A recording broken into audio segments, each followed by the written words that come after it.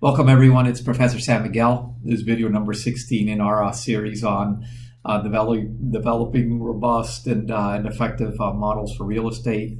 We're moving on from the multifamily class and we're moving on to hospitality assets. Hospitality assets, as every other asset class, have their own sort of specific nuances. I've chosen to move on to this because the income stream and revenue structure to some extent does have certain similarities to multifamily, and so it's a logical bridge from what we've been working on. We'll move on from here to the other major asset classes, to industrial, office, and retail, which in and of themselves, because of the lease structure, because of the revenue stream, have some similarities amongst them. So I'm not a hospitality expert, but I do know a little bit, and I think we all have an obligation to know about all of the different asset classes. And so I promised we'd move forward quickly from here, and no more editorializing. Here we go. I am going to give a little bit of background. I am going to build a model, and I think it should not surprise the prudent student that sometime down the line they might see something like this as a challenge that would be given to them. So I would pay close attention to what we're going to be doing today. Okay. Towards that end, the first thing that I've done is I've put together a summary. These are notes that I've accumulated. I used these in a previous class that I taught. When I used to teach the investments class, we did something similar to this. I have picked this up from industry sources. I've picked this up from other instructors. I do want to give credit to Jesse Holzhauser, who is one of the members of our advisory board, who's a previous instructor and one of the founders of the program, and has been a mentor to many students and to me as well. And so I do give him credit because he does have a fair bit more knowledge than I have in this area. We've been colleagues many years ago at Price Waterhouse, and then coincided here again at the program. So anyway, along those lines, you are going to see some similarities in hospitality or hotel pro formas to multifamily. But let's kind of walk through the way. I don't want to make this any bigger because I think you're going to see that it is helpful. So a hotel pro forma has three major components. Okay, so we've got a revenue and cost of sales program or section that is going to ultimately derive a gross profit. We had spoken about gross profit or gross margin in video number 5 when we'd gone through basic financial ratios, so this should not be surprising to you. There was a reason we covered all those little building blocks. Okay, there is an operating cost section very similar to what we have in multifamily, and then there are non-operating costs, which bring us down to net operating income. All right, so some little nuances there. We have an addition of a cost of sales. To some extent, that might be like losses from revenue in the multifamily realm. So we might be getting to if you want to call it, an effective gross income, right? So gross income here, we've got gross revenues, cost of sales, okay, and we've got gross profit. We've got our operating expenses, and then we've got some non-operating expenses, all right? And then, below the line, we've got, some, other items as well, okay? So just very similar to the multifamily models. What comprises hotel revenue? Let's take a detailed view of what we've got. And so hotels have multiple departments. Obviously, the room is, the single biggest revenue component. Less and less, but telephony and internet is a small revenue stream. Food and beverage is another. And then there might be some other ancillary, whether it's convention services or, concierge services or, other services that a hotel might provide. There might be gyms that there might be fees for, etc. So very similar to multifamily in that sense, that there would be some ancillary income. So each one of these departments not only has revenues, but has costs to derive gross margin. When we move on to other operating departments or operating costs, we have, it's kind of curious, in almost everywhere else we call them G&A. We typically talk about SG&A, selling, general, and administrative in most industries, but in the hotel industry, they talk about administrative and general. So they kind of go backwards on that. Sales and marketing, which are important. franchise and marketing assessment or fees or costs. Okay, so along those lines, there might be costs associated with a franchise, with a reservation system, with things related to that. Okay, utilities, repairs and maintenance, and management and accounting. Okay, and so again, because it's an operating business, people are checking in, checking out. Accounting departments at hotels, as you probably know, work at night very hard. So when you wake up at 5 a.m, your bill is ready for you. Okay, they make sure that they have got all of the expenses up until that point. Okay, in the hotel non-operating cost structure to derive NOI, we've got real estate taxes. So you could make the argument that you could present them as part of operating expenses, but because it is an operating business, people like to sort of look at operating efficiency at this level because these are sort of controllable costs. Okay, in a lot of environments, because you've got third-party managers, you may be paying a Hyatt or a Marriott or a Hilton or one of these brands to manage. They will have an incentive based upon the performance here as well. Okay, and then there might be some reserves or non-recurring CapEx. And again, from that perspective, you might be able to, or you may wish to, go on ahead and include this item with other or items below the net operating line. So just conceptually, the way hospitality people like to take a look at their P&L, a little bit of breakout and or a detailed view, and a little bit of the nuances or the differences between the way hospitality folks look at their business and the way we've been looking at multifamily up to now. What are the steps in preparing a pro forma? They're not radically different than what we've done through. So there is, and I'm going to walk you through that in a second. We talked about that in a previous class one Saturday, but I want to make sure that we totally understand it. So the first step that we have is to calculate occupied room nights. So we start with the available number of rooms. We multiply that by the number of days in a year. In most years, it's going to be 365, but we may be down for parts of the year. Some hotels in certain parts of the country or certain parts of the world might be seasonal. South Florida used to be a very seasonal hospitality business. So in the summer, hotels weren't open back in the 20s, 30s, and 40s. It's a year-round business today. But in most cases, you're going to have 365. That's going to give you total available room nights. We're going to multiply that by the occupancy factor that we use, and that's going to give us occupied room nights. Okay, so there's a sort of a component here that's talking about, let's call it volume. Ultimately, revenue is price times volume. Okay, so this is kind of the volume, the V and the P and V.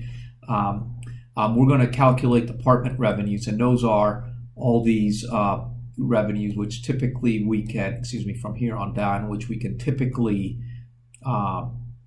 calculate as a function of room nights. Okay, and then we're going to calculate costs for each of the departments. Okay, again, those are going to be some sort of function. Typically, that there's ratios that are very standard in the industry, and especially in the food and beverage and hospitality industries.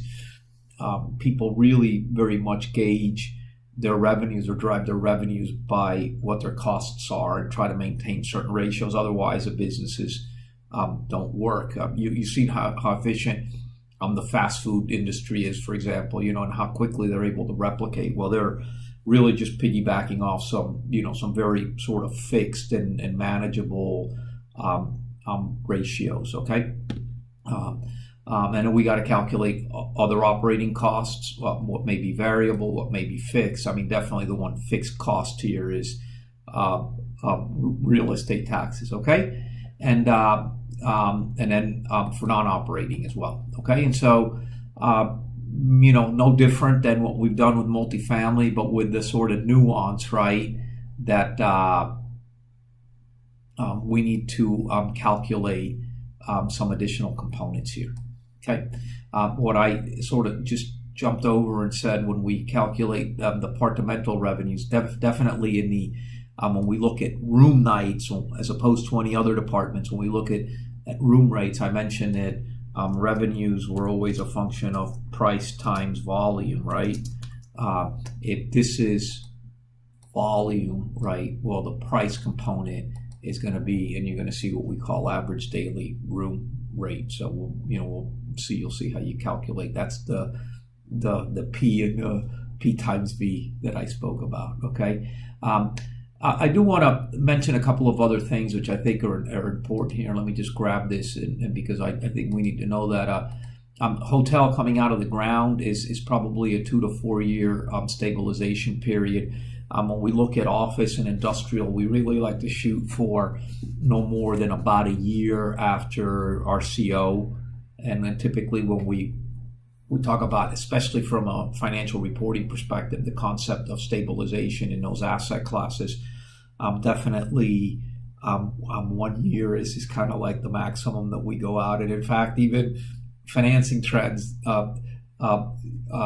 construction of mini perm loans don't really go beyond, typically more than a year and a half. They really like to be, sort of termed out after that. And so,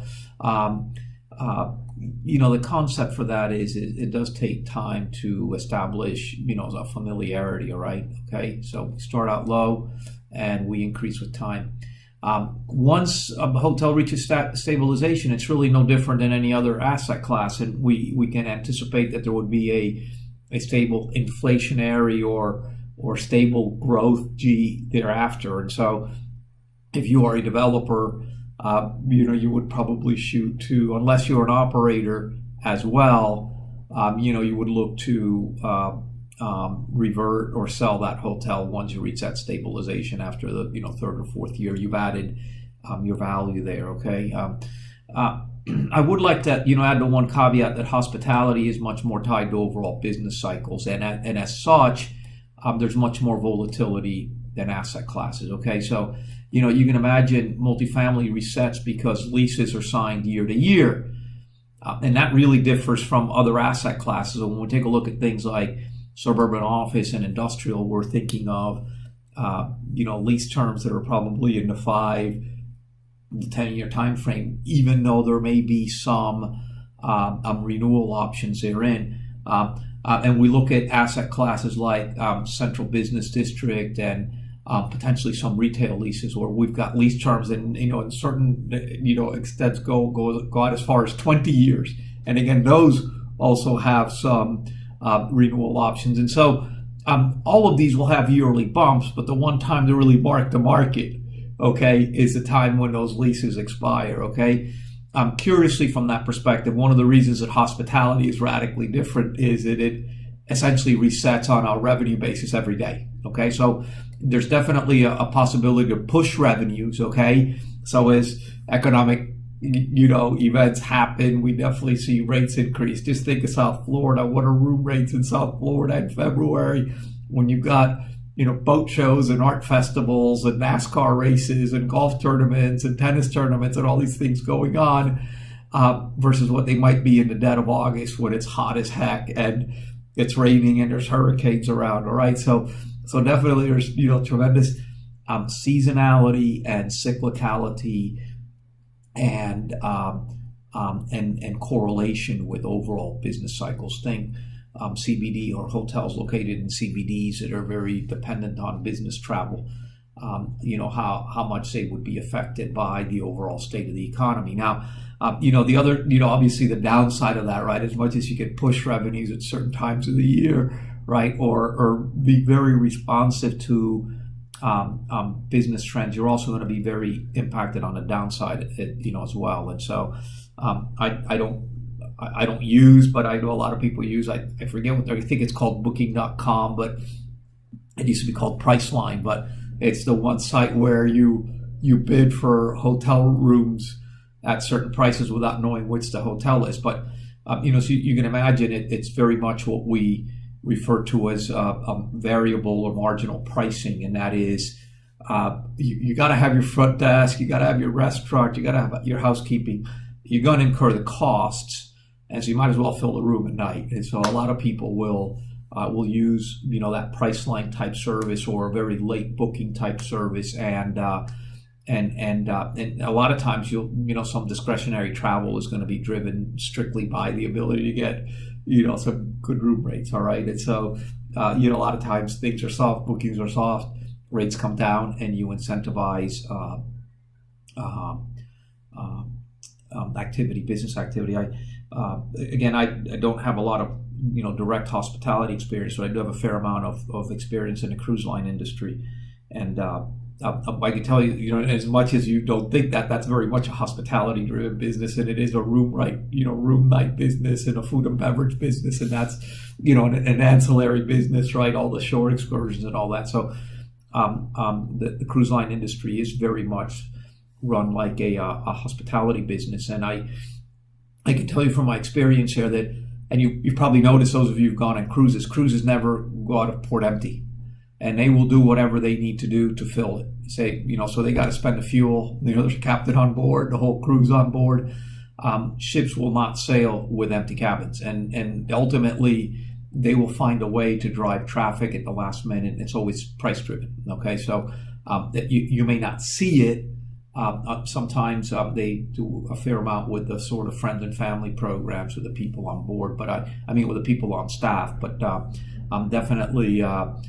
Price will drive, and we've noticed that. And one of the things that we used to see was advertising was always driven to drive the volume in the time that the bookings were low by working on price. Okay, so let's see, how does this all work? How does this all sort of come together? And I've done a little bit. If I come up to the top, I wanted to expand a little bit on the concepts. And so what I want to tell you is I'm actually using actual numbers in Miami-Dade County as of September. If you go to the Miami-Dade County Visitor and Convention Bureau, every month they publish statistics by submarkets and for the overall county on the major metrics that are used in the industry. Okay, in the industry, the big metrics that are used are occupancy, ADR, average room rate, or the average daily room rate, and RevPAR, which is revenue per available room. Okay, and so I'm going to show you. I kind of walked you through the way that we built the P&L in hospitality businesses. There is a shortcut way to do that, but let's kind of do the long way to do that, and let's just use a scenario where we've got 100 rooms, and as I mentioned, there are 365 days of the year. If we open up the hotel in the middle of the year, it's only 180 days. If the hotel is only open in the summers, it may only be work 120 days. If it's only open in the winter, it might only be 150 days, etc. Okay, there's a lot of seasonal hospitality businesses out there. Let's just assume that it's a year-round business. The occupancy rate, 75%. That is a high rate compared to hotels in the country. Nationally, I've given you I shared this in class, but I wanted to repeat it. The average daily room rate in the country, and that's an average of full service and limited service, suburban and large urban or major metro. The average daily room rate in this country is $130 a night. The average occupancy in the country is 67%. Okay, and stop to think that's much lower than any other asset class that we've discussed.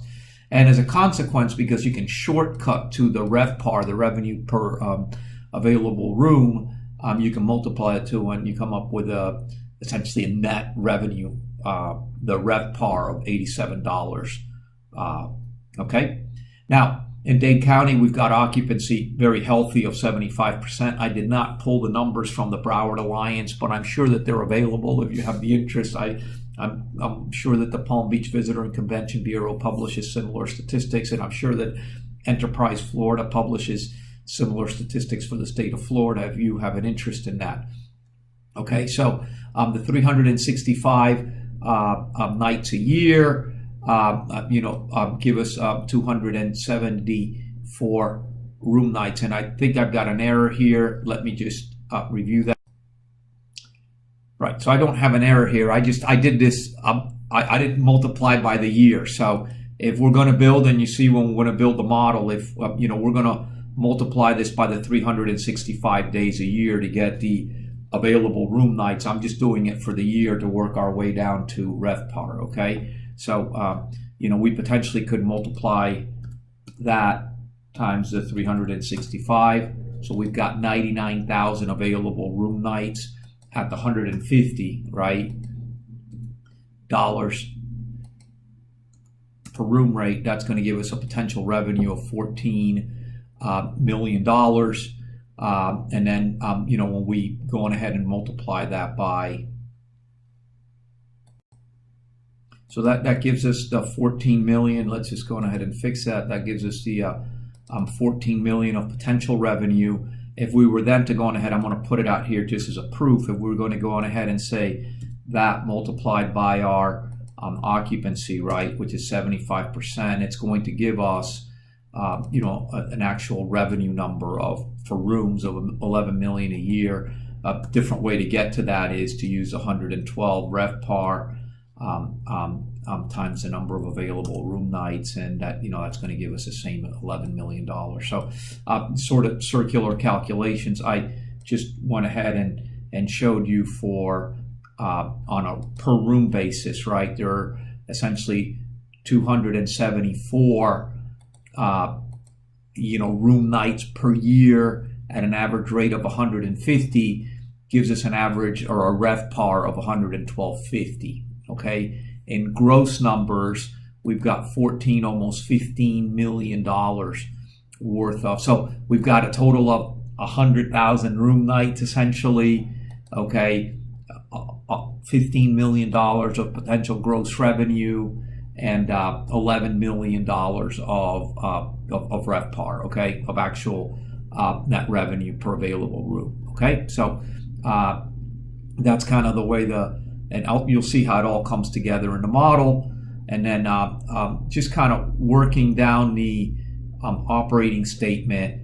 We're really not going to have any difference than what we've done in other asset classes. So we're going to have, or at least in multifamily that we've worked on through now. So we've got revenues, right, and we're going to subtract expenses from the revenues, right? We're going to have room, we talked about it, room, telephone, food, beverage, and other, and we're going to have expenses related to each one of those departments: room, revenue, food, beverage, and other, to derive a gross margin. From gross margin, we're going to take the administrative and general, or general and administrative, sales and marketing, any franchise or network fees, utilities, repairs and maintenance, management and accounting, to get to operating profit, a measure of efficiency. Then we're going to have non-operating, okay, and we're going to have real estate taxes and incentive management fees, okay, to get to NOI.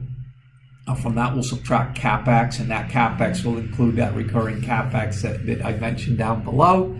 We're going to subtract debt service, and ultimately we're going to get ourselves to free cash flow available for distribution. So it is no different once we get to NOI and come down, right, from any one of the other asset classes that we have looked at or that we'll continue to look at. Okay, so some slight differences here. Okay, and that we've got a little bit more blown up of a revenue area. We've got a slightly different view of operating and non-operating, but they still lead us to the promised land of net operating income. All right, so what I'm going to do is I want to put this into practice. We're 20 minutes into this. I suspect that the balance of this video could last another hour and a half. I warn you in advance. I am going to work through a model. I'm going to show you how I would build this model. I'm going to lay out an assignment, and I'm going to work through it. I'm going to try to take advantage of the tools that we've used in some of the other models. I'm going to start with the multifamily model and try to tailor that to the assignment or the scenario or the asset class that we have. So when we're done with this assignment, we also have a full hospitality model that we can use as a base. And so whenever we have an opportunity to evaluate a potential acquisition, we've got a tool to work with. I may make mistakes along the way. I will likely, because it is now 10:58 in the morning, will likely take a lunch break in about 30 minutes. So I am going to do something that's practical. I will stop the video and then I'll come back. You're not going to have to sit through that, but practical thing to get some fresh air. But I want you to see how we work through. I work through. I want to give you the opportunity to see how I work through it and have you work alongside. Up to you if you want to do it. As I mentioned, it shouldn't surprise you if somewhere in the near future you might see something similar to this. So the assignment I've laid out is the following. We're evaluating a hotel. The hotel, because again, we mentioned it may take 3 to 4 years to get the stabilization, actually gets itself, it takes up to 4 years to get it stabilized from an occupancy perspective. Along the same lines, the average room rate, the ADR that we can use, also goes up in accordance with the occupancy factor. We've come up with some other revenues, okay, per occupied room, and as a consequence of that, there's going to be some related expenses, okay, that are going to be tied to that. So one of the things we like to do, again, remember, from a conceptual perspective, we like to, in this industry, very closely monitor our expenses to revenues or drive revenues as a function of expenses. But definitely I caution all the time of playing with increasing revenues in a model at a faster rate than expenses. So from that perspective, we're definitely going to keep expenses at the same ratio as they are in the base year. Okay, so there's no games being played on that. We've got some variable expenses. Okay, those variable expenses are going to be administrative and general, right? G&A or A&G, whichever way you want to look at it. Sales and marketing, the franchise fees, utilities, repair and maintenance, management and accounting. I've put these in blue, okay, because these are items that incentive for management fee goes below operating income, but before net operating income, and both the reserve and real estate taxes also go and is grouped with the incentive management fee, and then the reserve for replacement goes below NOI and before debt service. Okay, I've got some financing assumptions. I've got assumed loan to value. I've got some interest rate assumptions. I've got a base rate, so I've got the premium and the base. I've got some amortization. I've got the modality of the payments. I've got the term. I've got the costs. I'm going to go ahead and assume that, because in the previous multifamily model we didn't use these, or I said sometimes we might be able to roll some of these into the loan. I'm just going to assume I'm going to pay those, and I'm going to pay those out of below NOI. Okay, so non-operating below the line. Okay, I've got some holding period assumptions. I want to build this model to 10 years, but I want to exit in year. Let's go ahead and say we're going to exit in year 6. Okay, let's go ahead and exit in year 6. It'll be 1 year past stabilization. Our sales cap rate, we're going to go ahead and infer it, and we'll infer right now to go our discount rate less growth plus 25 bips. Okay, our sales costs are going to be 1.5. We're going to have acquisition costs of 0.5 point. We've got to solve for the purchase price. Okay, I want to solve for that using a levered IRR of 12.5%. You'll see how I get to that. Okay, so I'm not giving you that up front. And we're going to assume a stabilized inflation rate, right? It's what the model's going to grow at 2.5%. Okay, I'm going to take a slight little break, and I'm going to start working. So 28 minutes into this, probably about another hour and a half. We might finish in 2 hours, I hope. Okay, let's see what it goes. Okay, I'm ready to go. So what I've done is I've pulled up the full multifamily pro forma that we had worked on in a previous video, and I'm going to use that as a shell or as a base. So I've just popped it up. The first thing I'm going to do is go ahead and save it on my desktop as a separate file. Okay, I'm going to try to speak softly through all of the steps that I'm doing. Hopefully they might work for you. Instead of calling it multifamily, I'm just going to go ahead and call it hospitality full projection. Okay. Okay. So remember, we had all the bells and whistles in this thing, so it should be a good place to start. Okay. So I'm going to start working on it. I'm going to start cutting and pasting and moving forward with everything. Okay. So the first thing is I'm going to call this, let's just call it Green Oak Hotel. Okay. Make that thing easy. I need to change all of these things. I don't need to change all the concepts, but I need to kind of destroy some of this stuff, okay? and I'm going to need to sort of destroy some of my assumptions. If I go back to the requirements, what do I want to do here? I want to have an assumption schedule both for revenue and for all the capital items, the purchases and sale and financing and the sort. I want to deal with assumptions, okay, and revenue calculation schedule. So we've got all the calculations that flow all off of all assumptions. And I've got to add, if you recall in the multifamily one, we sort of calculate revenue here. It needs to be a little bit more intricate in the hospitality model just because of all the different, things, gyrations that, come back and forth, okay?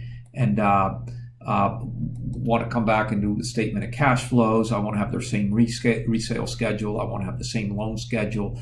I want to have the same measures of performance, okay? And I want to do some sensitivity analysis at the end. And somewhere along the way here, I've got to use Solver to solve for a purchase price, okay?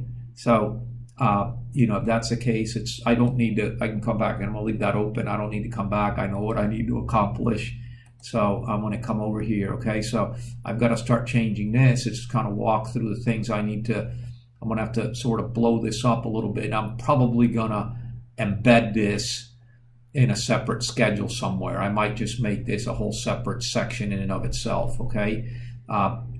Most of this can probably stay intact, and most of this can probably stay intact, all right? So I don't need to, play around with all of that. The resale schedule, I shouldn't have to really mess around with very much. The debt service schedule, I probably shouldn't have to mess around with very much. The measures of performance, I shouldn't have to mess around with very much. Okay, notice when you've got a good shell, how nice it is or how easy it is to blow out from there, okay?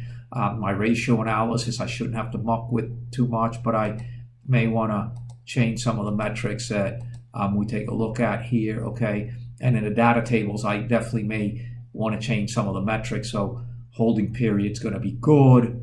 Going in cap or purchase price might be good. And then doing some, like a two-pronged one between maybe ADR and occupancy might be a good, good one to take a stab at. Okay, so we'll work through all of those things. So as I've gone through this with you, I'm thinking in my mind, how am I going to work? Okay, so I'm just going to go on ahead and start, changing some of this stuff. Okay, so let's just go on ahead and start cutting and pasting some of the concepts. Okay, and if you just come over here, and I'm just going to go on ahead and use this, and I essentially want to copy, okay, this sort of whole concept here. Okay, all right, I ultimately want to be able to do this. Okay, so let's go on ahead and use that.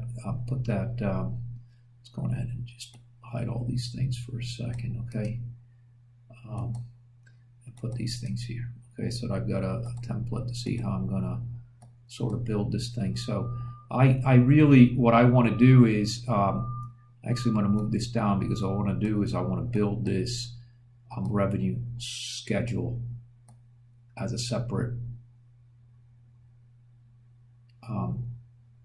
sort of section here. What I want to do is just go ahead and unhide this for a second, and what I want to do is kind of blow this thing out into a couple of different let's create some space here.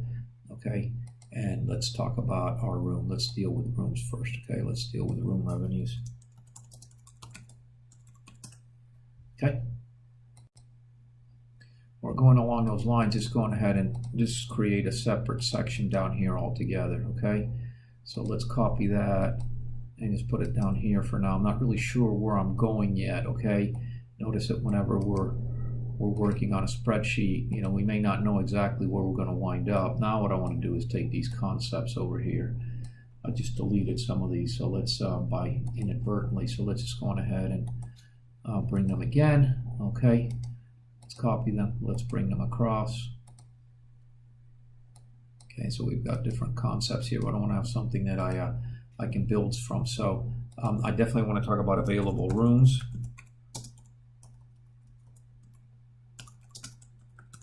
Okay, and curiously, one of the things that we did not talk about, I'm going to going ahead and do this a little bit differently here. I'm going to do year 1, and I'm going to go ahead and copy that across because I want to go across for 4 years, okay? Different concept that we'll have here. Available rooms, I'm going to go ahead and assume we've got 125 available rooms, okay? That's not going to change from 1 year to the other, okay? So I'm just going to go ahead. And one of the other things I need to do is, this schedule is kind of slow because you can see that the data tables keep popping up. So I'm going to come to options because this thing's slowing me down, and I'm going to make this an automatic, okay? Because I don't want this spreadsheet, working slow, okay? So I want to know how many days per year, okay? And we've got 365, okay? So you're going to again go ahead and copy that across. I want to copy that all the way across, okay? And that's going to give me total available room nights.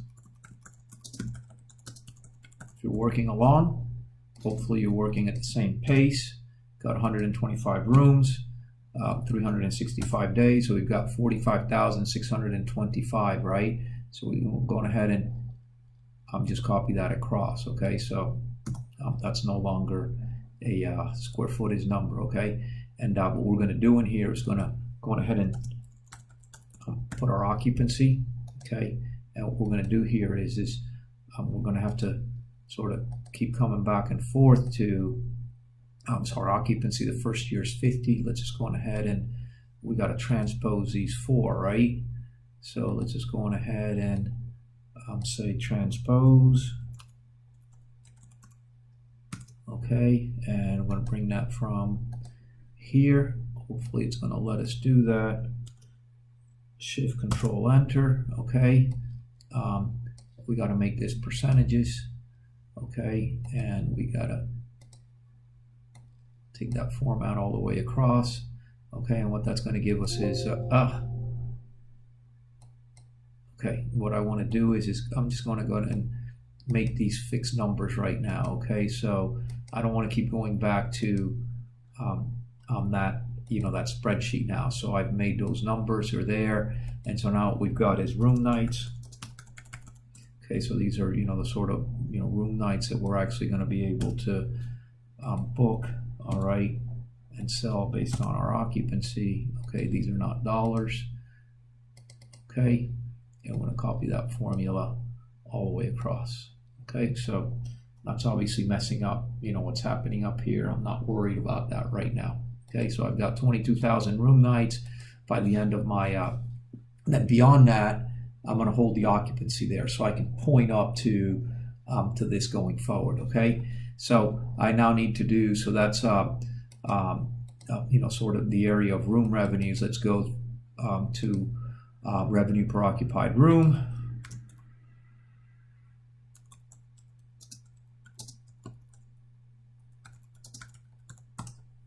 Okay, and we're going to go average room. Let's just go on ahead and we can just copy that across, and we'll deal with the formatting later on. Obviously that's going to mess up my thing there, but let's just go on ahead and make sure that we've got the right same sort of formatting there. Okay, and format there. Okay, it all seems to be the same thing. Okay, and let's go on ahead and grab what our average room rate is. And so we got 125, 135, and 150. I can remember that. I don't need to calculate that. So I've got 135. Let's go on ahead and increase that by 10, and let's go on ahead and increase that by 15, and let's just want to say we're going to be constant from there. Okay, so we got that there, right? No problem. Don't need to do anything else. Okay, let's go on ahead and let's use pennies here just to be safe. Okay, let's go on ahead and copy some of these other assumptions that we've got. I'm going to go on ahead and copy these across to my spreadsheet. Okay, so that I can then just pick at them. Okay, so telephone is I just need, you know what, I can just make this a little bit smaller. just for a second. So telephone is going to be 15 cents per room night, okay? And that's, I should have brought this across, okay? So it's per room night, $15 per occupied room, okay? So you can see that per occupied room, okay? And so what we need to do is come back here, okay? So we want per occupied room. So we're going to go, well, let's go ahead and copy. These are assumptions right now. Let's make these, this is what I want to make pink, okay? So we're going to keep that, we're going to go 0.15, okay? And we're going to want that there.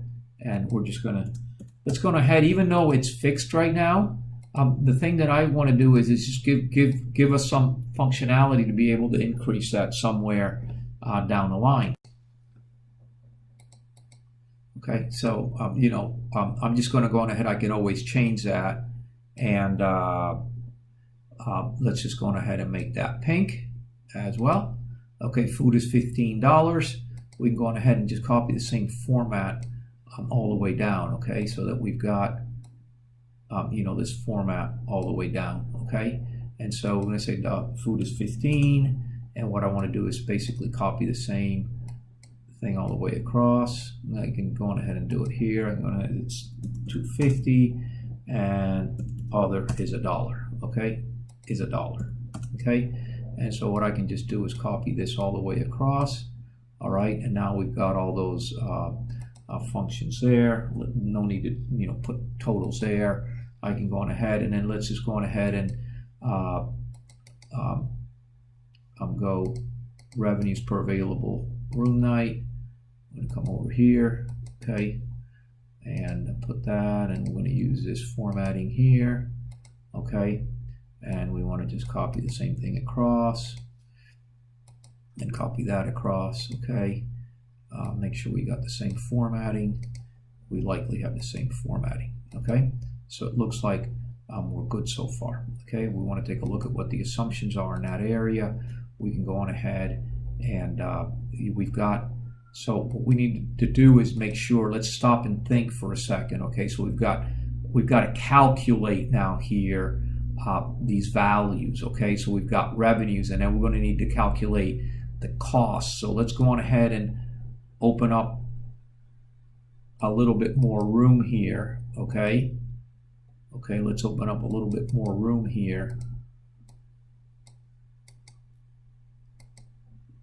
Right, and what I'm going to go on ahead is I'm going to get rid of, sort of break it there, okay. So this is the other assumption table, okay. So I'm going ahead there, and we'll figure out what we need to do or not do, okay. We'll go on ahead and clean all these things up as time permits, okay. So we've been working about 15 minutes, okay, and I'd say we're doing relatively well. I'm going to stop for a minute. It's 11:17. I'm going to stop for a minute and just see where I'm going. Stop and think. It's important to do that while you're working. Okay, I've taken my break, ready to go. I want to keep going, and so we're going to come up with our RevPAR, okay? And what we're going to do is available room night, and we're going to multiply that by, average daily rate, and we're going to multiply it by the occupancy. And I probably should just go on ahead and use absolute references on these, just because these things, actually I don't want to use absolute references on these because I want to be able to just copy it, okay? So let's not do that. Let's just go on ahead and then copy that across, okay? So these are now no longer, these are formulas now, so these are not going to be in pink, okay? These are numbers that I'm calculating. So telephone, okay, so it's going to be 15 per room night, right? And so we're going to go plus that times that, okay? And we're basically going to copy that across, and what we're going to do is just go on ahead and drop the format all the way down, okay? So we got food, we got 15 times a 50%, Okay, and copy that all the way across. And then I've got beverage.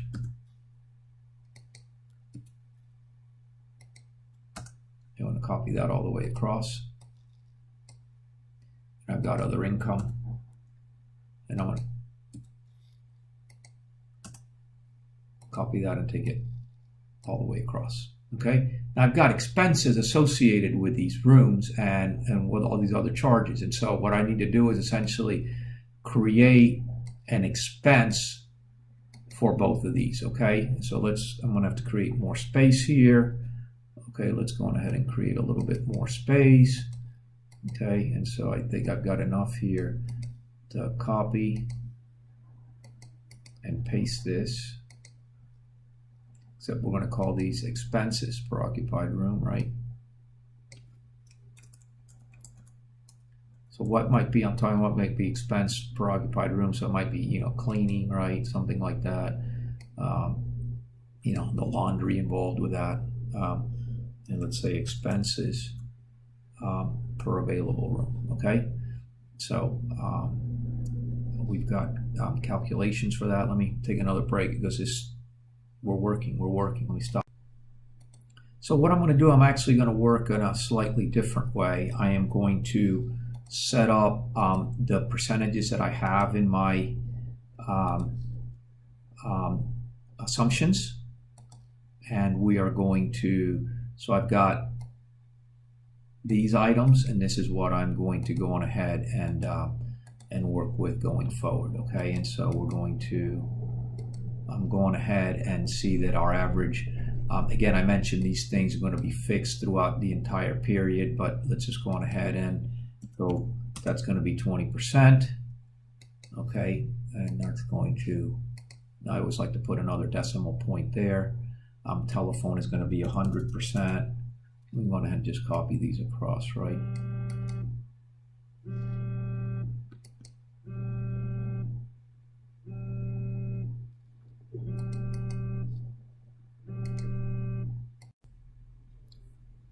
Okay, I'm back. I apologize. I know you don't notice, but I just took a 3-hour break. I had a problem here in the condominium with some construction loan that they've taken and issues between board members. And then I went to lunch as I promised. I ran some errands, and you know what? Now I'm totally fresh. I worked for a bit. I'm ready to finish this thing. I think where we had left off was I wasn't sure which way I was going to go, but I decided that I was just going to summarize the RevPAR for each one of the different departments here. And then I was going to just go on ahead and transfer my assumptions for expenses here. Okay, so I think with that in place, I think I'm ready to go on ahead and start building the revenue component of this model. So why don't we go there, right? Why don't we go there? Let's make this a little bit smaller. I don't know. I'm so obsessed with all these things that we can do here. So let's clean this up. I get obsessed with all these sort of lines and all this kind of stuff. So let's go on ahead and even if I got to go back and redo it again. So let's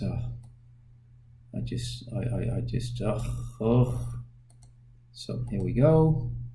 Get rid of that. You got to be working continually. If you're cleaning up the file continually, it's going to get better. I promise you, all right, as you go along. So now we're ready to come up here to the statement of cash flows and start building some income. So obviously we're not going to call this rental income. Why don't we just go on ahead and call it hotel income, all right? So let's go hotel income, all right?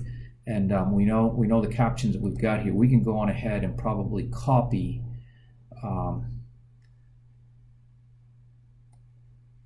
these captions like this, okay? And then we could just adjust them a little bit, right? So we can just go on ahead and call this rooms, right? We can go on ahead and call this rooms, and that's going to be telephone, food, beverage, and other income, all right? And leave that there. So what is room income for the first year, right? So we're going to go and add, right? We're going to add the number of room nights by the average room rate. Yeah, that's year one. Tal cual, as we say in Spanish. That's it, right? So what's telephone going to be? Okay, so telephone is going to be, we know that for telephone it's so much times that. Yep, let's keep going. And we know that for food it's going to be that times that. Okay, and we know that for beverage it's going to be that times that. And so you're asking, what's this times that? Well, so we essentially know we've already accounted for occupancy here.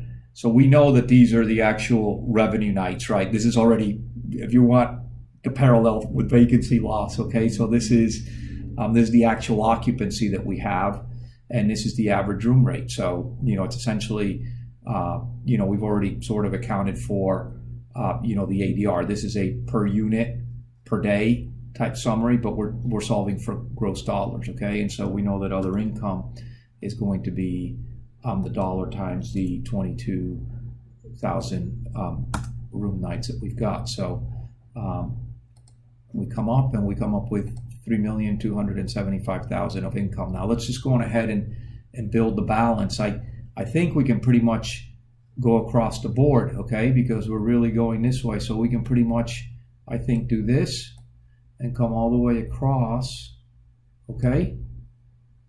Okay, now what happens? We can't come all the way across. We can only go to year 4, right? Because then what happens is now we basically are going to grow this by inflation, right? That's what we said in the, this is what we said, right? What are we going to say? Inflation was 2.5%. So I got to build that 2.5% into my model somewhere, okay? So that I can point to it, okay? And I don't think that I had done that yet, okay? I can go on ahead. This is going to grow everything else. Let's go ahead and delete some of this space, and we can go on ahead and let's go and create it here, okay? Let's just go on ahead and talk about, move this thing up there, and we're going to call this inflation,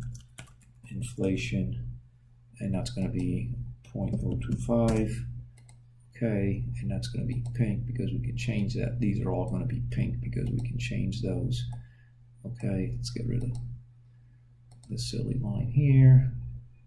Let's get rid of the silly line here. Let's go ahead and put that.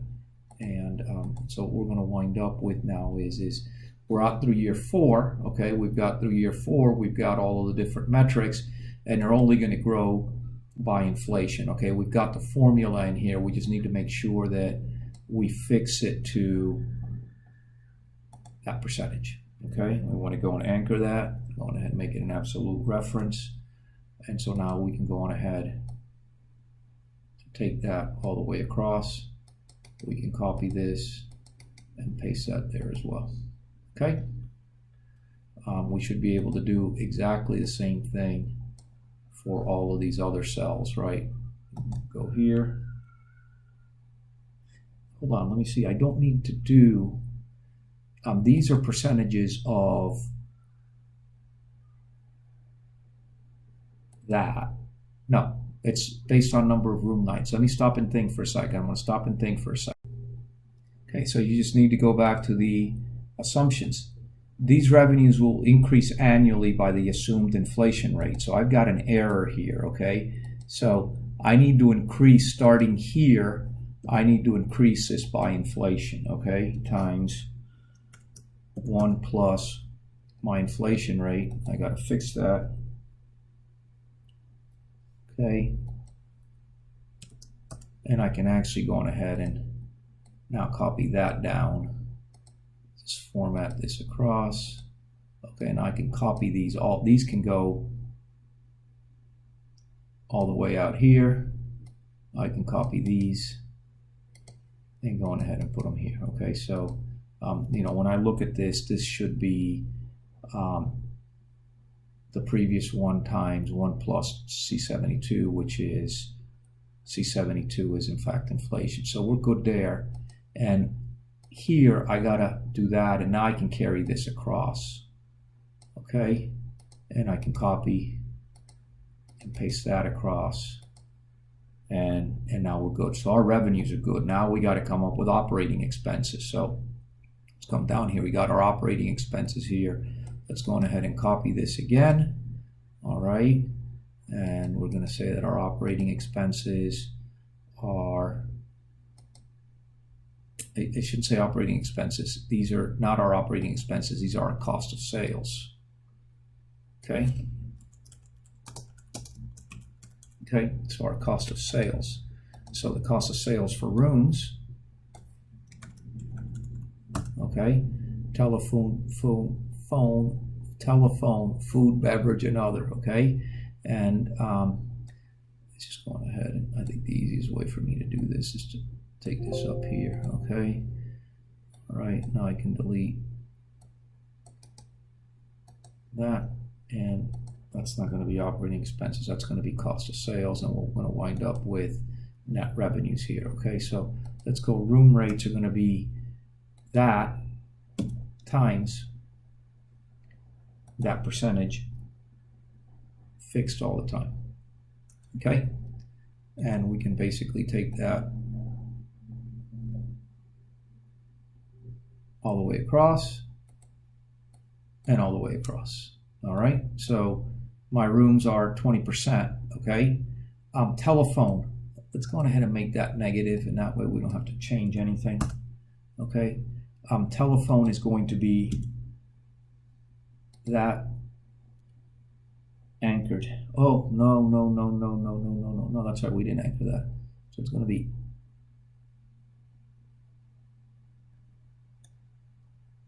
that anchored times this.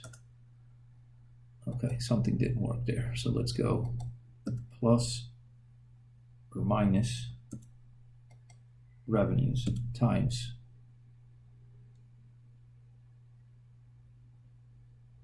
telephone. Oh, it's telephone revenue. So I got to go to telephone revenue. Okay. So it's minus D10 times telephone. Okay, I'm going to anchor that, and I just picked up that I've got an error there. So there's no profit here basically, and I can prove that, right? So, and just the easiest way to prove it is go all the way to the last one. Telephone income was $21.90, and expense was $21.90. There's no profit there. This should be of room revenue, which is D9.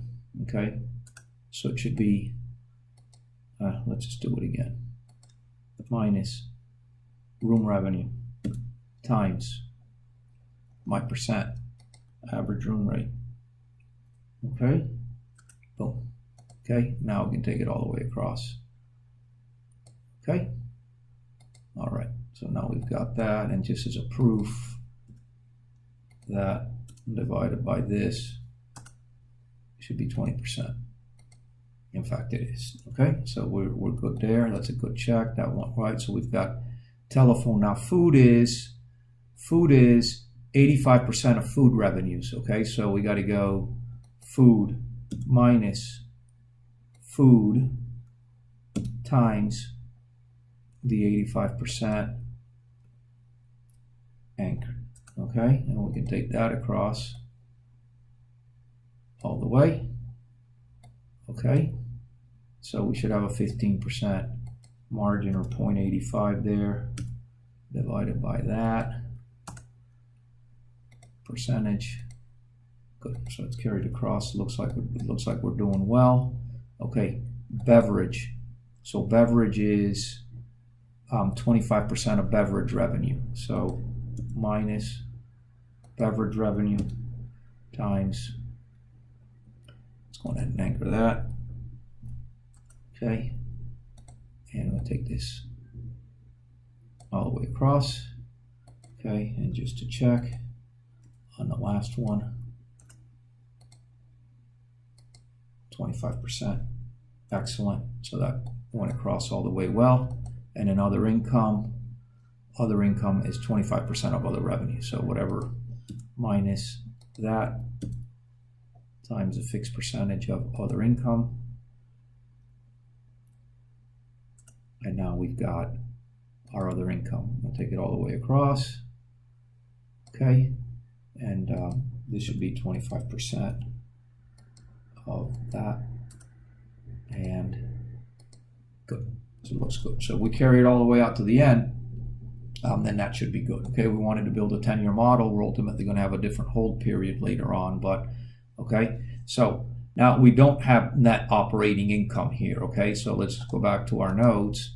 Okay, and we could see that what we talk about is gross margin. Okay, so let's just follow our model, gross margin. So when it come over, and when it go, and when it go, gross margin. Gross margin. Okay, now we can come up with operating expenses. So let's go on ahead and create some space in here, insert. Okay, that's gross margin. Let's make sure, in fact, that we've got the right formula. Let's just test it for a second. Okay, and we're going to do a reality check in a second. Okay, and you see in the last year our gross margin is 76%. Now if we come over here, let's just kind of do a sniff test. If rooms are the lion's share of the revenue and the actual cost of the room is only 20%,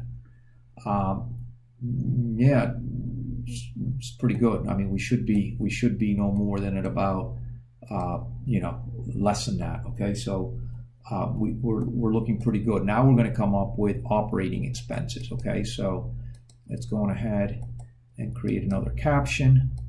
Okay, we're going to call them operating expenses. Okay, just like that, and then we're going to go on ahead and copy the operating expenses that we have. Okay, so I haven't gone to the operating expenses. I can get rid of this now. I don't need this right now. I can go on ahead and clean up the clutter from my spreadsheet. Okay, now the expenses we had over here, so we need to come figure out what the sign. So here we go. Let's go on ahead and copy all of these expenses. Okay, let's copy this all the way across so that we've got something to work with. Okay, and let's move down just a little bit here and put these here. Okay, so I've got revenue up there, so let's just go through operating and capital expense assumptions. Okay, so I'm not going to use this line. I'm not going to use any of these lines. Okay, so these things are all going to be year 1 through 10, just like these are. Let's go ahead and copy it so that we can differentiate that. And we're going to go years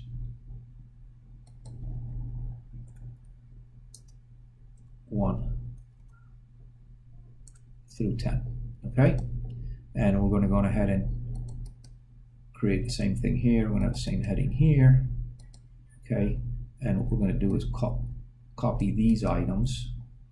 Okay, we're just going ahead and copy them here. We can go on ahead and use that. Get rid of this. That doesn't mean anything here. Get rid of that.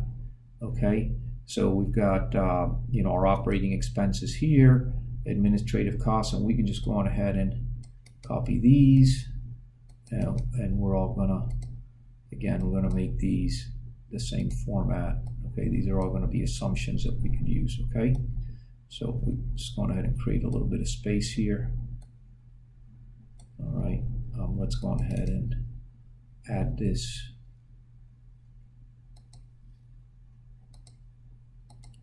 So I'm working. I'm trying to talk a little bit, but the reality is there's not much to say. I'm really just building. Okay, I'm really just building, and we want to make nice totals here. Okay, let's go on ahead and create a little bit more space here again. Okay, and we need to do the same thing here. Okay, so let's go on ahead and there's no sense totaling these. Let's undo this because these all are of different. In fact, we should go on ahead and take these concepts so that we don't get confused, right, as to what it is that, okay, so that we know exactly what it is it's a percentage of, okay. We're not gonna need these, okay, because these are all the way out. This is a total, so these are the ones that are going to change. We're going to need to create, let's make sure we've got enough space here, okay, and so we're going to go on ahead and take the administrative expenses, copy them, okay, and bring them here. Okay, so the question, and we're going to start building here again. So the question is going to be administrative, or what we call administrative and general, right? And general, okay? So get rid of that. Utilities, maintenance and repairs, or repairs and maintenance, whichever you want to say it, and management and accounting. Let's just go on ahead and get rid of that, and we're going to administrative and general.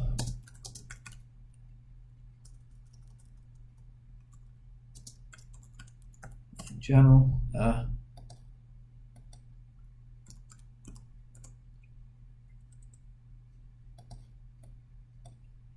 Okay, and the only thing that I wanted to make sure is that these are of total revenues, of total revenues, of total revenues. Okay, so let's go on ahead and copy this so that we know when we start building, we know what it is that, okay, of total revenues. Okay, and we can just go on ahead and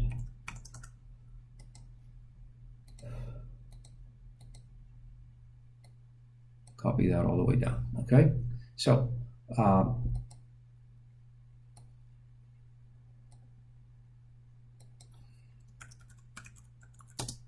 operating expense assumptions. Okay, and so we can go on ahead and build these. This is 8%, so we can just go on ahead. These are going to be percentages of total revenues, right? So it's that times that fixed, so let's anchor that, and we can take that all the way across. It's going ahead and format this, and we just got to go on ahead and that times sales and marketing. Let's anchor that, and we're going to go on ahead and just format this all the way down. I'm going to go total revenues times the franchise fees, and we're going to anchor that, and then we've got utilities, and we're going to go by the percentage utility, the 5% or 4%, and anchor that, and we're going to go total revenues by my percentage of maintenance and repair. I'm going to anchor that, and we'll go management and accounting. We'll take total revenues, multiply it by that. We're done. Now the problem is I've done all these as positives and I want to make these negatives, so let's just go on ahead and fix those. You can see I'm not a machine. I make mistakes. I'm thinking as I'm going along. I'm trying to figure out what my next step is going to be. And so now I can go on ahead and I can copy the format here, okay?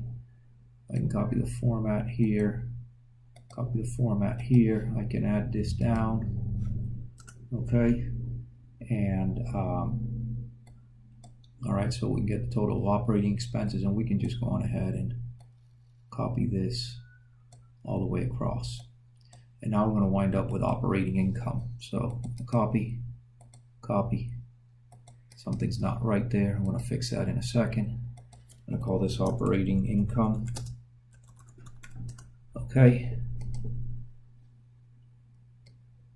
and we'll take a break after we fix this because I just need to stop for a second. This kind of makes sense to me because this should be that divided by, this should give me that 31.3% that we had down below, right? So that's right. Okay, now let's see if I don't have a, right, so I didn't anchor my C94. I got quick and I got it. I should be able to get this to be 31.3%. It is 3125. For those of you that are following along, I think that what actually happens is this is actually 3.75%. Okay, so let's go ahead and take these out to 2 digits. Take this out to 2 digits. Okay, so that we know what we're working on. So we got operating expenses. Now we got to come up with non-operating expenses, right? If we come back to our hospitality concepts, we did gross margin, we just did operating expenses, we got the operating profit. Okay, now we got to get to non-operating. I want to put both the real estate taxes and the incentive management fees there. Okay, I think I can do this. I think I can do this without having to take a break. Okay, so I'm going to go on ahead, just move this up 1 second. I'm going to go on ahead and create some space here. Okay, and I'm going to copy this, and I'm going to say these are non-operating expense assumptions, right? So non-operating expense assumptions. Okay, and those are going to be incentive management and real estate taxes. Okay, copy these, put them here. Okay, and I'm going to just use the same format. Okay, the incentive management fee is 1% of total revenues, so I'm just going to copy that,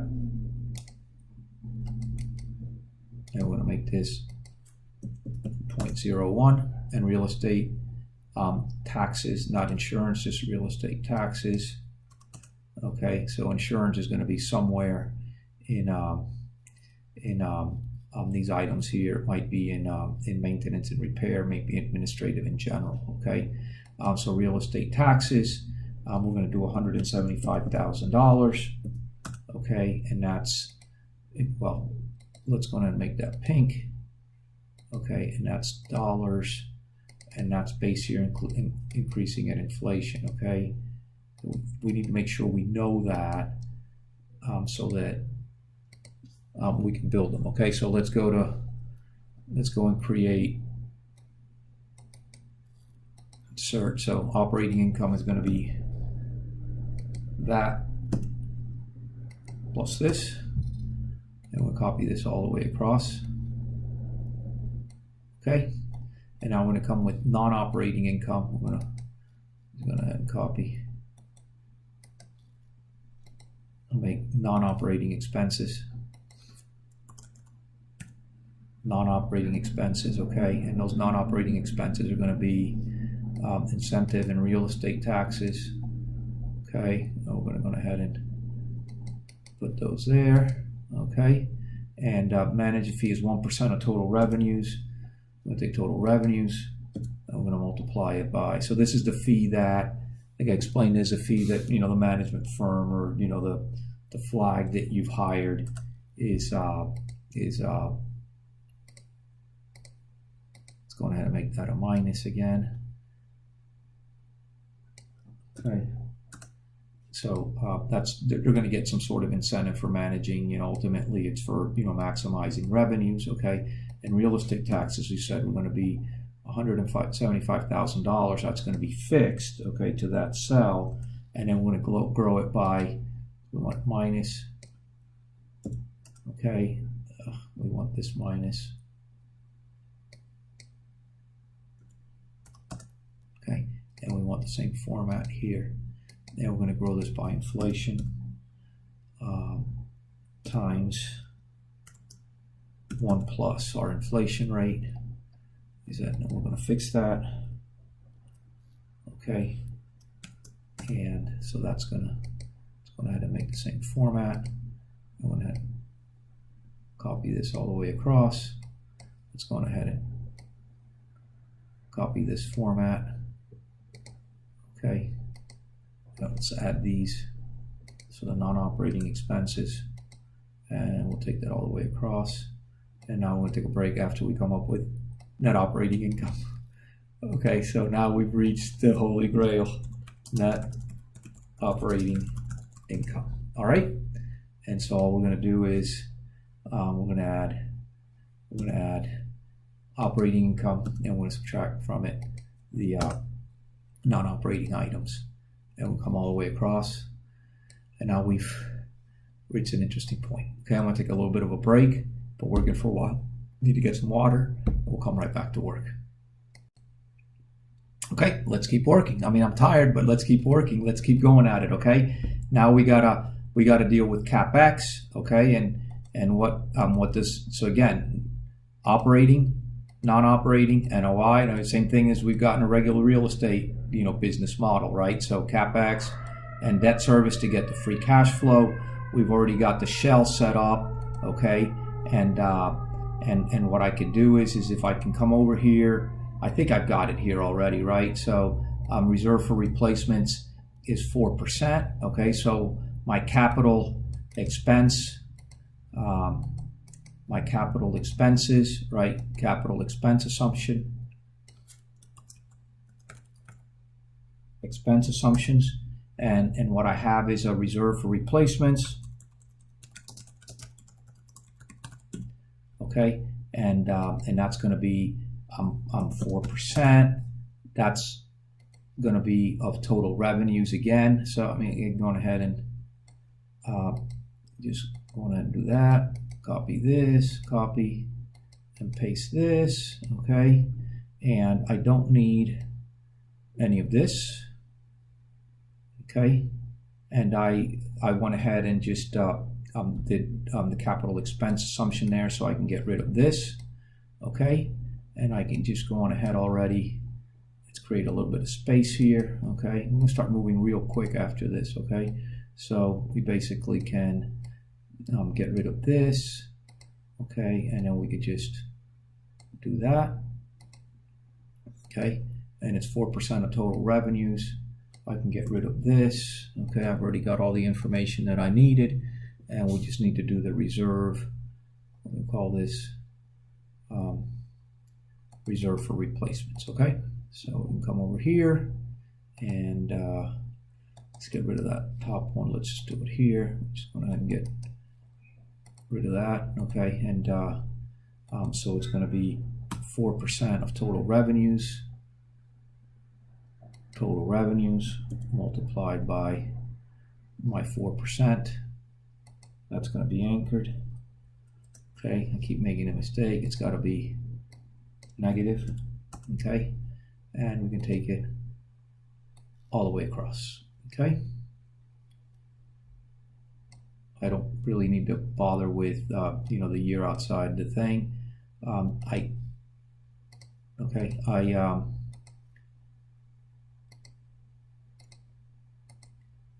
Don't really need this line, okay? Well, I do actually, and what I'm going to do here is what I'm going to do, because this is going to, on the levered and unlevered model, is going to work nice and easy. Plus that, plus here, okay? And so that's going to give me, so that's as we know that's let's create a line here, okay? I'm not going to give you a description on that, but what I am going to call that is let's go on ahead and let's indent it a little bit, and we're going to call that NOI, something really fancy, less capex. Okay, and that's going to be distributable income in an unlevered model, right? As we all know. Okay, and so we can I'm just going ahead and copy that all the way across. Already been copied across. We can copy this all the way across as well. Okay, and then now we've got to do debt service. Now debt service we've got to work on. So I got to put that to rest for a second. Now I've got to stop. I've got my model in place. A couple things that I was thinking about when I took my little break, just from a presentation perspective. We can, for purposes of gross margin, do hotel room income, cost of sales, and then I can have another thing that says gross margin per department. I've opted to go on ahead and just create a global gross margin. And the reason I'm going to do that is I've got my metrics back here that I need to work on.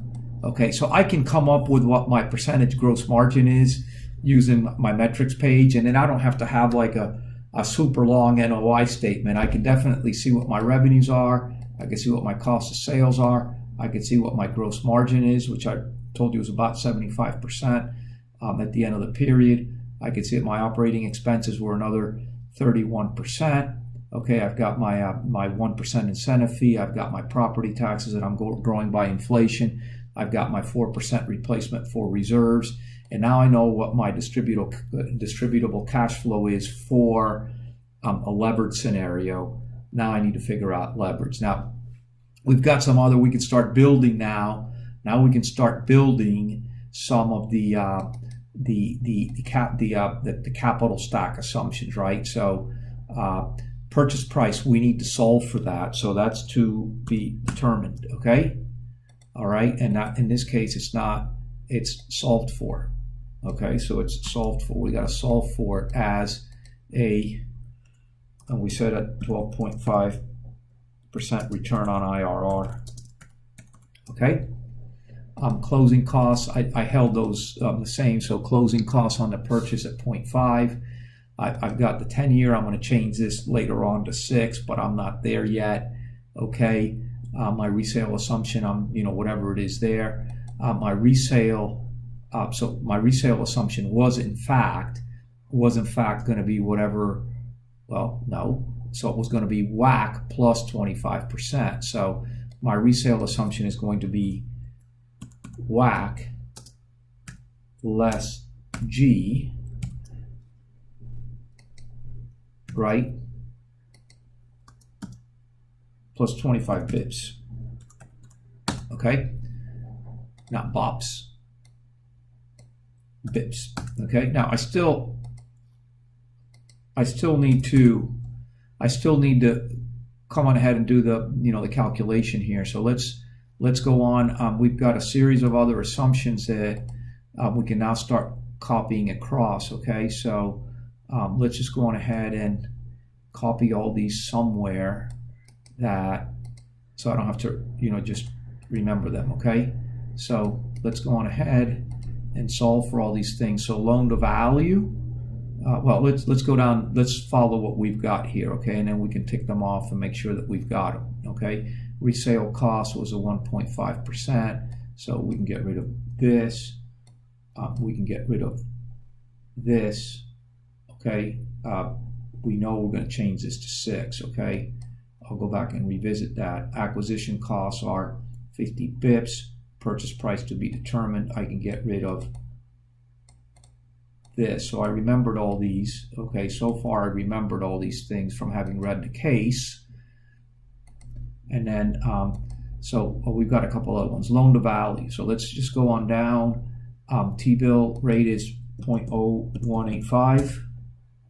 0.0185. 0.0185. And my premium is going to be, I didn't put a premium.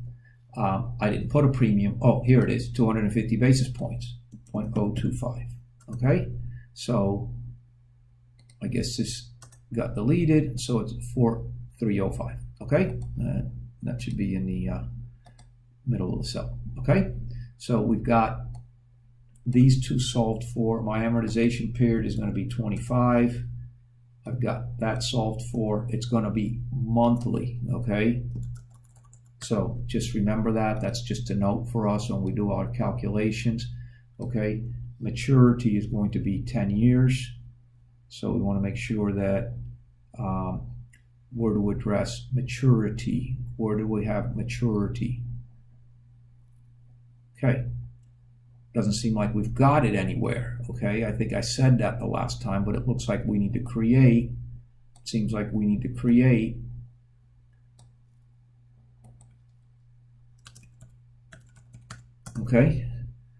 a concept here. Okay. May or may not be relevant. So 10 years. Okay. And that's also something that we can at some point change if we'd like to change. Okay. Loan fees are going to be 2%, and I said we needed to add that too. So let's just say that the loan closing costs are going to be 2%. Let's just call them that. And what I need to do is I need to use that. I mentioned that I was going to account for that as one-time CapEx. Okay, so we're going to say one-time loan fees, right? The reason I'm putting it there, it's not really a CapEx item, but what it is it is a fact a non-operating item, and it's there's the one place where it could fit. Okay, so we can't solve for it just yet. Okay, I just need to make sure that my formula now accounts for all of this. Okay, and it accounts for it all the way across. Okay, all right. So we know we gotta plug something in here. Okay, we need to. Okay, so I know, obsessive compulsive. Okay, so loan to value 60%. Okay, so 0.6. All right, now, so we can get rid of these things here, and let's see what else we need to solve for. Okay, so we got purchase price, closing costs, the hold period. We've got the resale. That'll all fit. The resale cap and the sale cost. We know what the loan will cost. We know the maturity. We also know what the amortization period is and the modality. Okay. Now we've got to solve for WACC. Some of this stuff is going to be definitely known, right? So, for example, so the cost of debt flows from right up here. Cost of equity, I did not give you.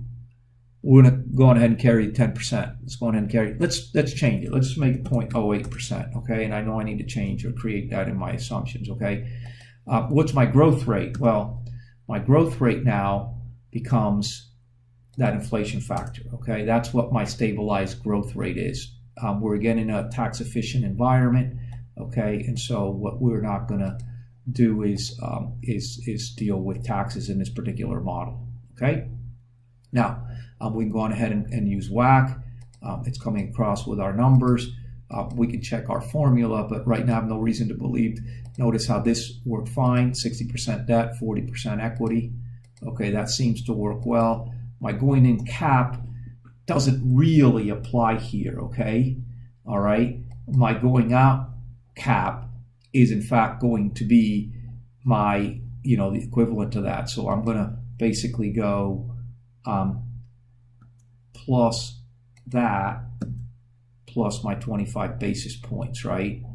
Which I hate to hard code this thing, right? So plus that plus 0.025 plus that plus, hold on. Let's solve, so let's, what we can do here is we can go say WACC. See, I'm missing stuff. You guys are probably ahead of me, right?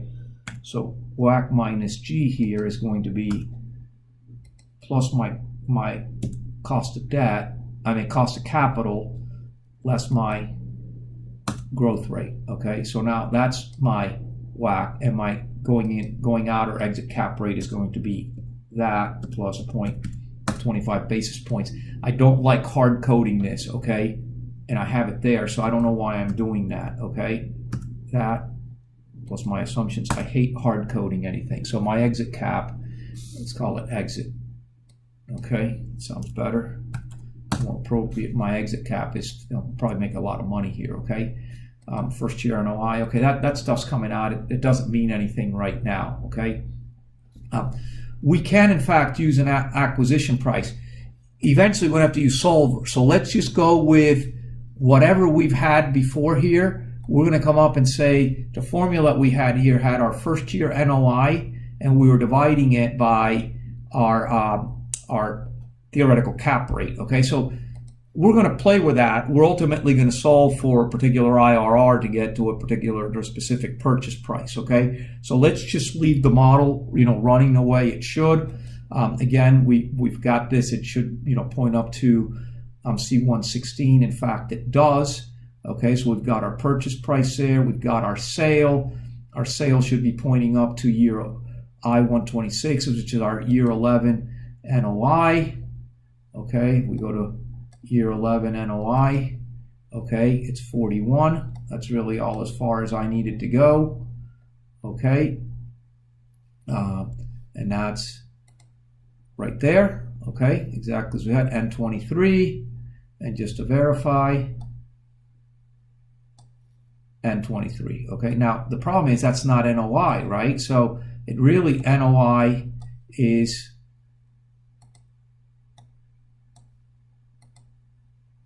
N41. So we need to change this to N41. Okay.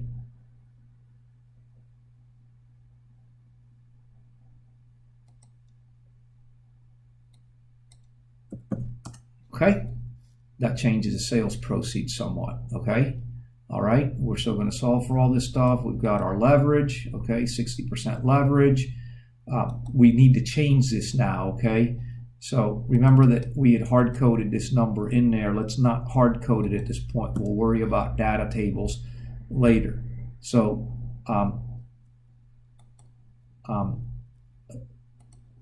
this is right. My loan proceeds, my total equity investment is in fact my purchase price at C144, H144, H144. No, so this is not right. So I've got to go to my purchase price. Okay, my purchase price is going to be here. Okay, less my loan. Okay, all right. So that's going to give me the total number, and we know that that's going to be all equity. So if we want, we can go on ahead and add that there. Okay, so now we're all good. Now, let's check the calculation. Rate. Let's see if rate is C131. Rate is C131 divided by 12. Number of periods, C123. C133 multiplied by 12. That's right. Present value, 144. That's the loan amount. H144. In fact, it is. So that is, in fact, our monthly payment, and we multiply it by 12. Okay? Let's get to our debt schedule, okay, and see if this works. This looks right. We need to have a beginning balance. So it's going to be that beginning balance, okay? That beginning balance of debt is going to be right there. And in fact, it was right, okay?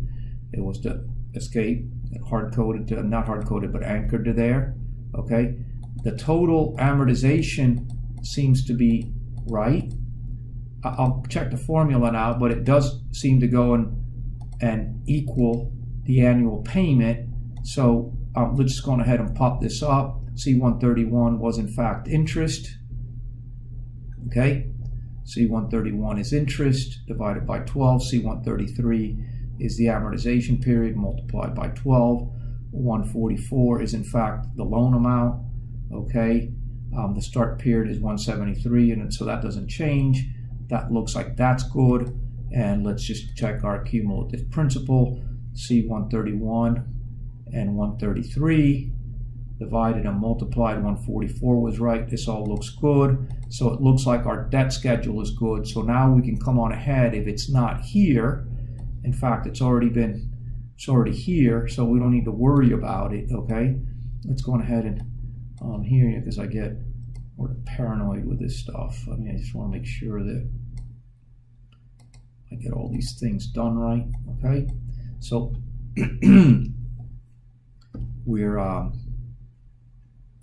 sort of off and running here. Let's do resale schedule. So the resale schedule is going to be the subsequent year's NOI. I don't think 23 is the right cell. NOI is actually 41. So we need to change that. I'm going to make it E41, okay? And we got to take that all the way across, okay? And that's going to give me a new resale value, okay? Just as a sort of quick check, 74,628 is 74,628. 73,509, 73,509. So it looks like something's working there, okay? So it looks like my resale schedule is good, okay? So that bit's good. Debt service was good, okay? Let's just take a look now and see what free cash flow available is. We've got a poor, so we've got some really bad. Now let's just make sure that the formulas are right, okay? So we've got that plus this, okay? And we've got a negatively cash flowing asset, okay? So this, and it doesn't really seem to get much better. So we got a problem here. Let's just keep building this, and then we'll come back and do, you know, all of our auditing and but this is not promising at all. And something doesn't seem to be going well. If in fact, you know, we've got some nice gross margin coming out, but we can't service all this debt, okay? So, you know, we're going to have to play with that somewhat, okay? That we're definitely not going to get to the IRR that we're looking at under this scenario, okay? So let's take a little bit of a break before we look at our metrics, okay? Okay, because these processes are all iterative, let's start playing. I took a couple of minute break just to rest my eyes a little bit. Remember I said that the purchase price just can't be, you know, we definitely can't use, you know, that sort of cap rate, right? And just intuitively, a startup asset, you know, you're not going to pay a, you know, top end sort of cap rate for. And so from that perspective, I'm going to do a couple of things just to be a little bit more realistic, okay? I'm going to leave the cost of equity at 10%. Okay, I want the model to work properly, okay? And then the other thing that I'm definitely going to do is I'm just going to put a $25 million value on the asset. And then again, we're solving for a 12% IRR, but let's just make sure that the model works. So I'm going to go 25,000,000, okay? So that seems to work there fine. You know, that shouldn't change. Obviously, that works and this works, okay? So it looks like that all works. Obviously, this affects my loan payments. My loan payments now $990. That all seems to work well. You know, so I've got just some check figures here, 60,021. Sort of ties back to the sales value there. Okay, let's look at our measures of performance, right? So we're buying a building for $50 million, reality check, plus some closing costs, 25,125. Is that my unlevered investment? So the answer is yes. Let's go see if net cash flow available for distribution is pointing to the right cells. Okay, so here's where we gotta sort of, you know, slow down for a second. So we say if D187, that's right, is less than C119, let's go see what C119 is. That's the hold period. That's then D47. So we got to see if D47 is in fact that distributable cash flow that we're looking for. And the answer is yes. That hasn't changed either. Okay. And so from that perspective, we definitely have the right cell there. Okay. Now, the one thing that I've just realized, and when I realize I've got stuff I got to fill in, I'm going to stop, right? I need to solve for that 2%. Okay. So we want to make sure that we get the loan closing costs right times the loan amount, okay? And so we want the loan amount, and we're going to plug that in, okay? And so with that, we've got another $300,000 that you know, are going to sort of set us back. Now, I'm still looking at this, and this just is not, it's not working very well. Okay, so something's not happening here. So I'm going to take a look. I created these assumptions out of the blue. It seemed like with a 75% gross margin that we should be good, but something doesn't seem to be right. So I'm going to stop and say, hey, reality check. My first go around at this is not working well. So let's see what happens, okay? Okay, so I just kind of glanced through it. I mean, it all is realistic. I tried to use, ultimately assumptions that were somewhat tied to reality, right? So from the operating expense ratios that are, sort of common in the industry to, occupancy factors, right? Obviously there's a ramp up here, and so there's going to be a cash deficiency up front. But, I sort of worked myself up to, room rates that are not unrealistic or occupancy rate. In fact, I'm using here, what are Miami numbers. So it seems like it's good. So let's just keep going and see, what we can pay for this hotel to get the kind of return that we're looking for. We had just finished reviewing the net cash flow available for distribution. That seems to be right. That, is pointing up to the resale schedule. I want to make sure that this also includes the servicing of the debt, which it in fact does. Okay, so 166 less 182, so in fact it does. And we were putting $10 million down. Okay, that's the right number. Okay, and so ultimately what happens, we look at our IRR. Curiously, we have an unlevered IRR of 8.41%. We've got a levered IRR of 10.96%, and what's going to happen here is, as you can very quickly see, is that because these are cash deficient assets or scenarios from day one, the only pop here is the only gain is on the sale. Okay, and then from that perspective, surely what we wind up seeing is that there's no IRR that's coming from current income. It's all capital appreciation. So let's go on ahead and solve for purchase price now.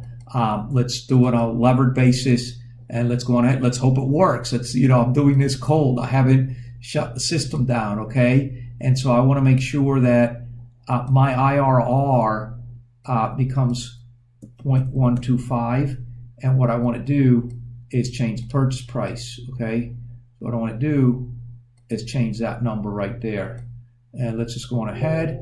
It seemed like it found a solution. It sounds like at $22 million. At $22 million, I get a 12.5% IRR.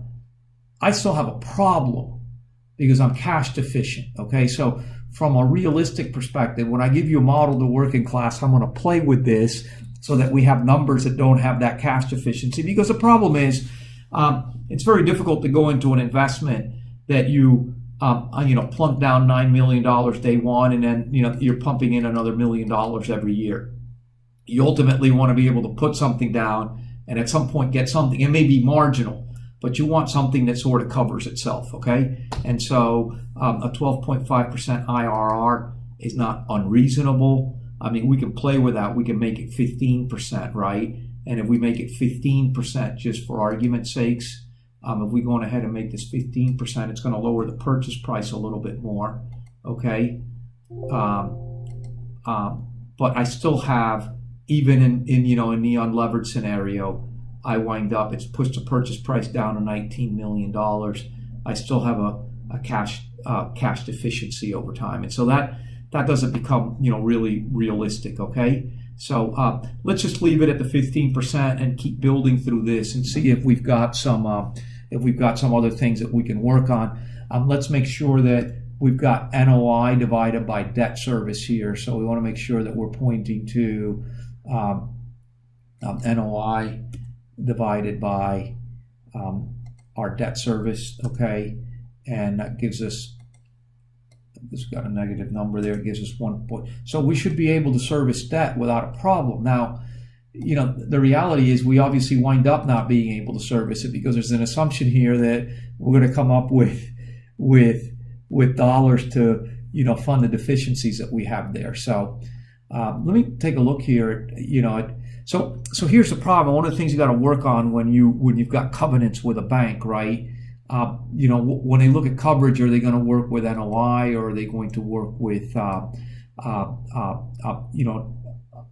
available cash flow after your NOI? So after CapEx. Okay, so so in this scenario, it looks like we're healthy. The reality is we're really not that healthy. Okay, So unlevered return on investment, let's go and see what D23 is.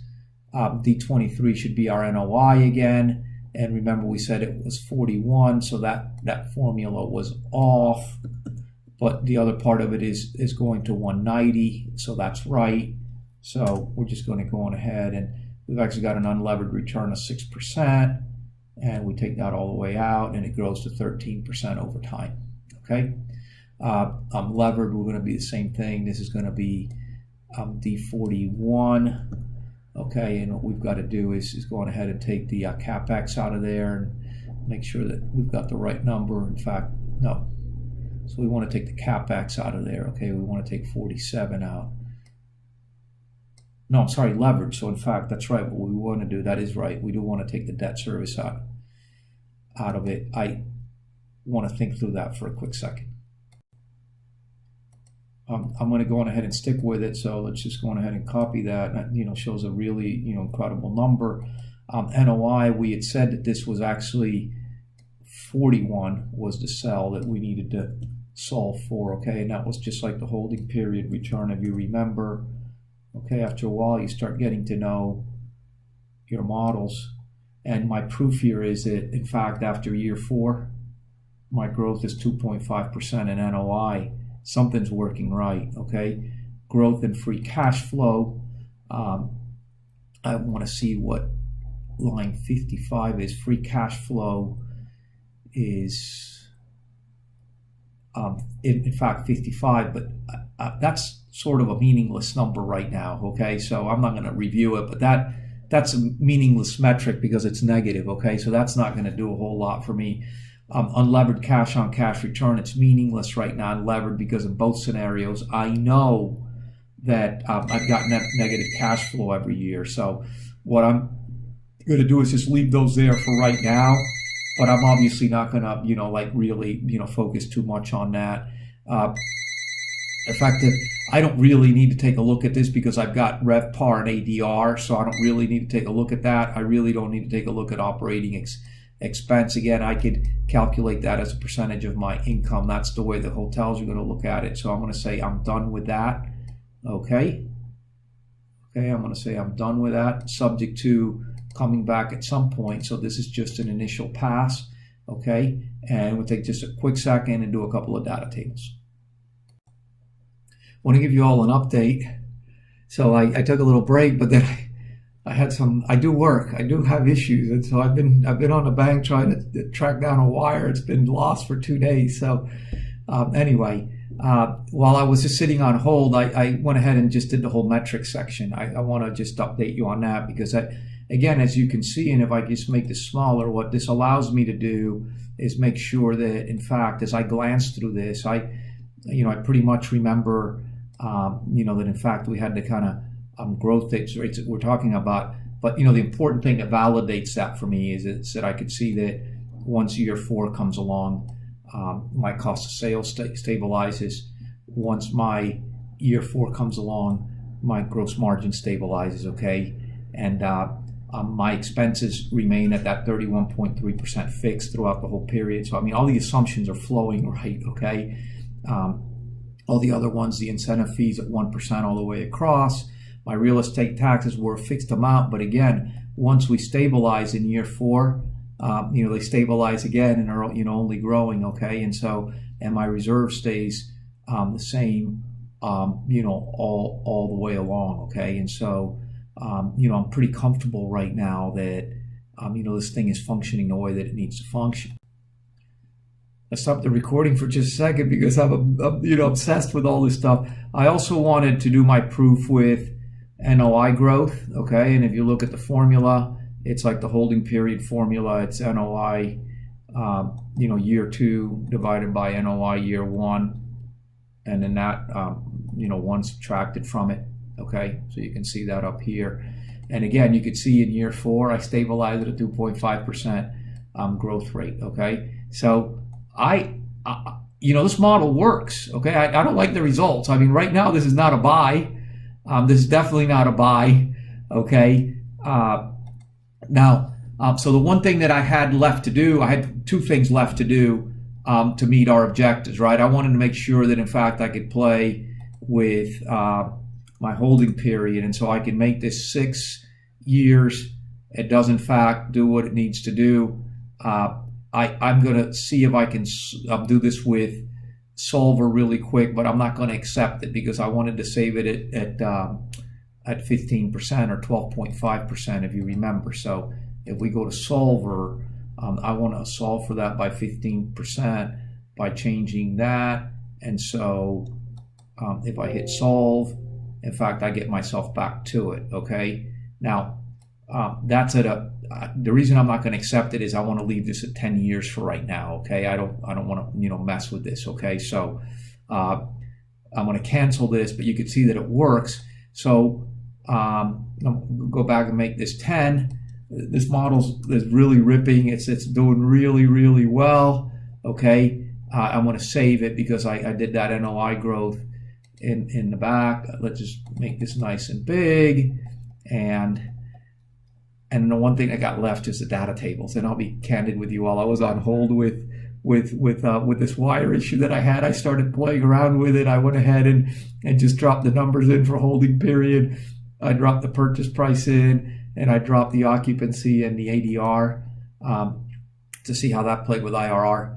And something's not working. And the best thing to do when it's not working is take a little bit of a break. So I'm going to go out to the boat, get some fresh air. I'm going to come back and finish this and get this out to you. All right, class, I'm back. Told you I went out to the boat, get some fresh air, clears your mind. You figure out what the problem is.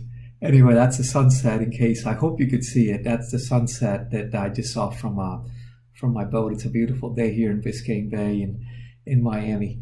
Anyway, let's get back to it. So the problem that I had in the spreadsheet was that I had turned off. If you remember, I had turned off the automatic calculation because it was making the spreadsheet slow. But then every time I did the data tables, if I didn't calculate, it wasn't coming out. So I kept saying, I got a mistake, got a mistake, got a mistake. The problem was I didn't have a mistake. The problem was it wasn't calculating. So anyway, I've put it back to automatic for now, just so that we can finish for the day. Okay. And so here we go. Let's do a couple data tables. Let's do holding period. On a levered basis, we're going to come out and point to the IRR. We're going to go on ahead and set it up. Data, what if, data table, we're going to solve for holding period. Let's go to where we got the assumption, and all of a sudden we come down here, we see that in fact at 15 we've got 10. Now let's just to play with it for a second, let's say 6, which is what we were supposed to do originally, right? We kind of changed midstream, but at 6 it should be 2711, and in fact it is 2711. So that data table seems to be working fine. Okay, let's go to the next data table, and that's purchase price, and I went ahead and dropped the numbers in at 19,244, and let's go on ahead and point to our IRR. And let's go on ahead and hit what if, data table, and let's go to purchase price. My only concern here is because we've got the closing costs, whether I'm going to hit the right number or not. But let's go and see what the data table gives us, and it tells us at 19,244, 207. Okay, 7, I guess I pointed to the wrong one. Let's do it again just to see what we come up with. Okay, let's point to the actual purchase price, not to the purchase price by, except closing. Let's point there, and let's go down, and right at 15%, right at 15%. So that data table's working, okay? If we want to play with it, I'm not going to play with it because it's too late today. Okay, I've had too many other things going on. Let's not mess with it while it works.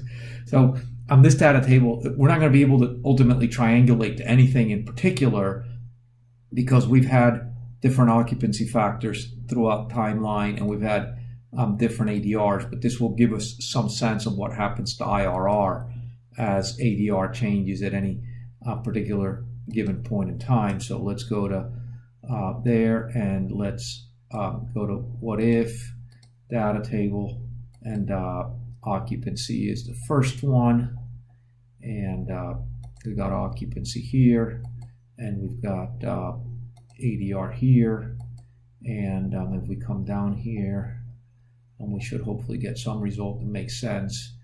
And so what it's telling us, I mean, you know, I don't know on average. Let's see if we can kind of figure out on average where we were for room rates. I think maybe the best way to sort of eyeball that would be here. If we kind of eyeball that, it looks we were probably close to 150 for that 10-year period. So grown at 2.5%. So probably just somewhere north of 150, I would imagine. And occupancy somewhere probably close to 70%, let's say. So if we were to say at you know, a little over 150 and 70%, 21, well, that doesn't get us to where we think it is. This is what the old, that doesn't mean anything. That's the way we had it set up when we had fixed numbers. So anyway, it what this is telling us is that probably somewhere around here, 150 and at about 40 is really where we were hitting. I'd have to take a look at that and see if that's accurate. But the concept here that as occupancy goes up and as room rates go up, we've got an incremental rise in IRR. Definitely makes sense. It's a little bit late in the day to audit this. I'll promise to look at it again. But listen, it's 1:56. I've spent an hour and 20 minutes on this. Yes, it's taken part of the day, but I've had lunch meetings in Coral Gables. I've had errands I've had to run. I've had issues with the boat. I've had to get stuff at stores. I had to go run to an appliance store for something. I've had tremendous problems with the wire transfer. I've had issues with the condo association, and I've had my, you know, sort of day-to-day trading and investing and all the other issues that I've had to do. So yeah, it's taken all day, but an hour, 20 minutes of work, probably another 10 or 15 minutes of cleaning up while I've been on the phone and all that. So anyway, here it is. We got a hospitality model. Okay, let's just go on ahead and take it to the top. Why is this not coming? Okay, here we go. Let's take it to the top. We got a hospitality model. We'll make it a little bit smaller. We've got our cash flow, hotel income, cost of sales, gross margin. Remember that you can actually have a third sort of caption there and give you gross margin by department. I opted to group it all together. If I want to audit that, I definitely can do that here, okay? So I can definitely see what my gross margin is looking like, okay? Got my operating expenses, got my non-operating expenses. I work myself down to net operating income. I got CapEx, okay? I've added the loan fees in there. No, it's not a CapEx. It's a logical place to put a non-operating cash outflow in the model, okay? And I've got my debt service. I've got my revenue assumptions, okay? And, you know, at the end of the day, these really are revenue assumptions, okay? So these are revenue assumptions, okay? And then our operating and capital expenditure assumptions are there. Built that in. That gives us all the flexibility on how we can change numbers, okay? We've got our operating and capital expense assumptions. We've got our sort of capital markets, you know, financing, sale, and acquisition assumptions. We've got the calculations that flow from that. We've got our resale schedule. We've got our debt service schedule. Okay, we've got our financial measures of performance. Okay, we solved for a purchase price giving us an IRR of 15%. We've got some ratios. We whittled some of those down.